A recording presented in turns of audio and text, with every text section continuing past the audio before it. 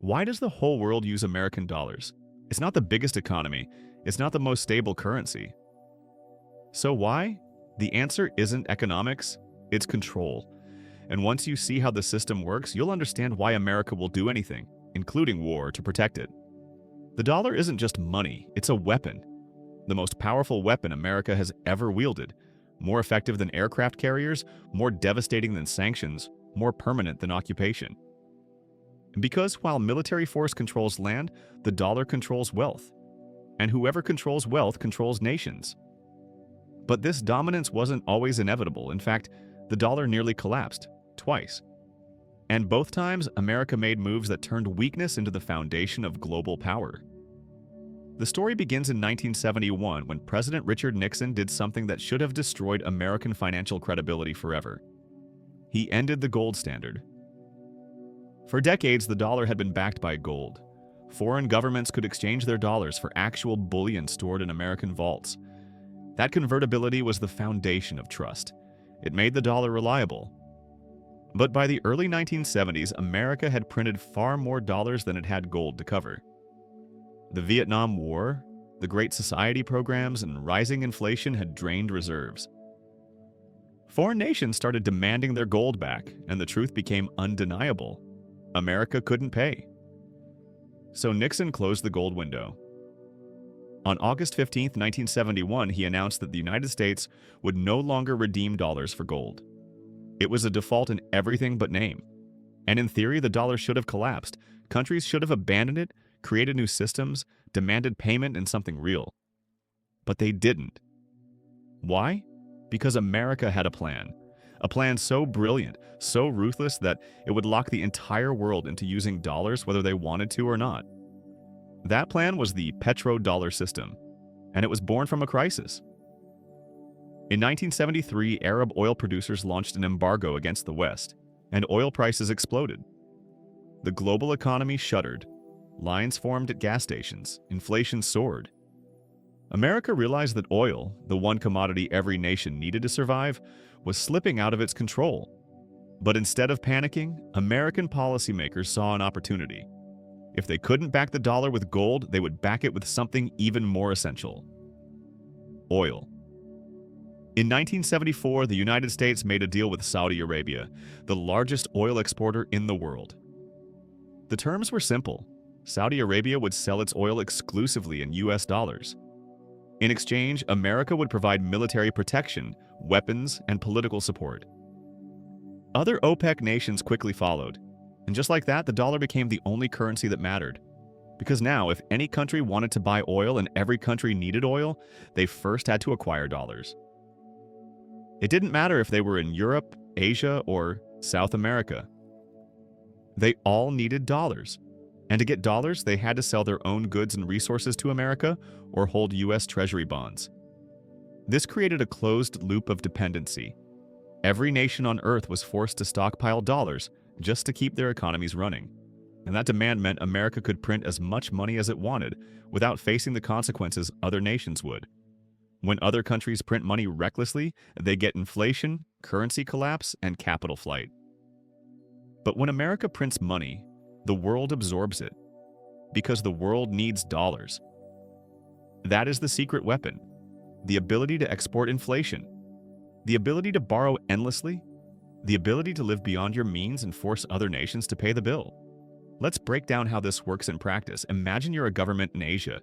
You need oil to power your factories and vehicles, but oil is priced in dollars, so you sell your manufactured goods to America, earning dollars in return.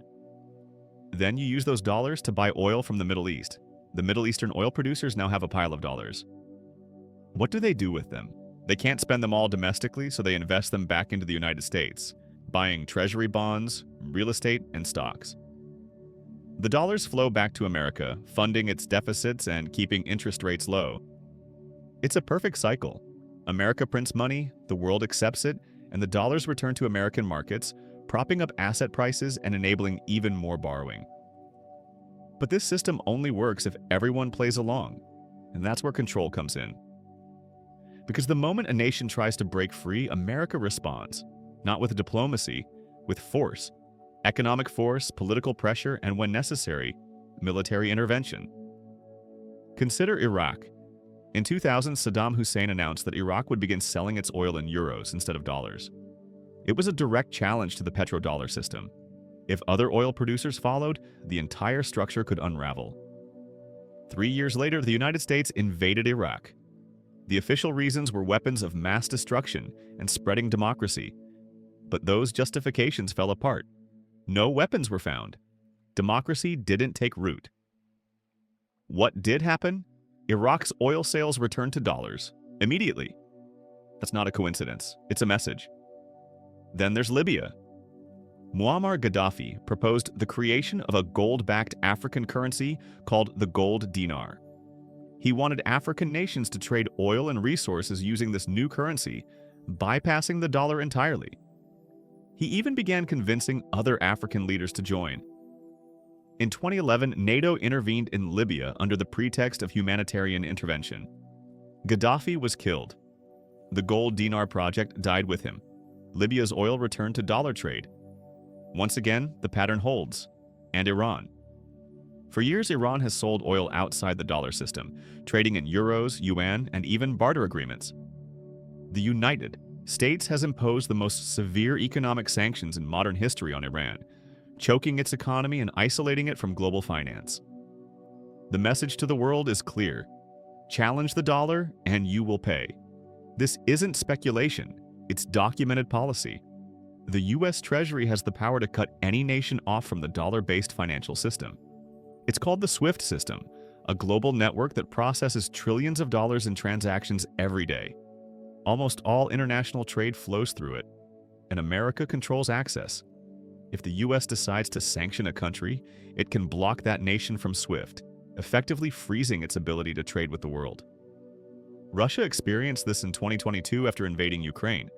Major Russian banks were cut off from SWIFT, crippling their economy overnight. It's financial warfare, and the dollar is the weapon. But the system is not invincible. Cracks are forming. China, the world's second-largest economy, has been quietly building alternatives. It launched the Petro-yuan, allowing countries to buy Chinese oil in yuan instead of dollars. It created CIPA, a payment system designed to rival SWIFT. Russia, facing sanctions, has accelerated its de-dollarization efforts, dumping US Treasury bonds and trading with China in local currencies. The BRICS nations, Brazil, Russia, India, China, and South Africa, are exploring a common currency to reduce dollar dependence. Saudi Arabia, America's longtime partner, has even begun accepting yuan for oil sales to China. These moves represent the early tremors of a seismic shift. For decades, the dollar's dominance seemed unshakable. But dominance built on coercion and dependency is always fragile. The moment a credible alternative emerges, the exodus could be swift. And America knows this. That's why it fights so hard to maintain the system. Because the petrodollar isn't just about economics, it's about power. The ability to fund a military empire without raising taxes. The ability to run massive deficits without collapsing the currency. The ability to sanction enemies and reward allies. All of this rests on one condition. The world must keep using dollars. If that ends, America's ability to project power ends with it. The military can't be funded. The debt can't be serviced. The standard of living built on borrowed money collapses. The stakes could not be higher, and history shows what happens when empires lose their financial edge. Spain controlled the gold and silver of the New World but spent it all on wars and luxuries, collapsing into irrelevance. Britain ruled global finance until 2 world wars drained its reserves and the pound lost its status. America is walking the same path. The question is not if the system will change, but when, and what comes next. So what does this mean for you? It means understanding that money is never neutral. It's always a tool of power. The dollars in your wallet are not just currency. They are part of a system designed to benefit those at the top of the global hierarchy. And when that system shifts, fortunes are made and lost. Empires rise and fall. The wise see it coming. The rest are swept away. This isn't conspiracy. This is how power actually works. And once you see it, you can't unsee it. Subscribe if you're ready to understand the financial forces shaping your life before they shape you.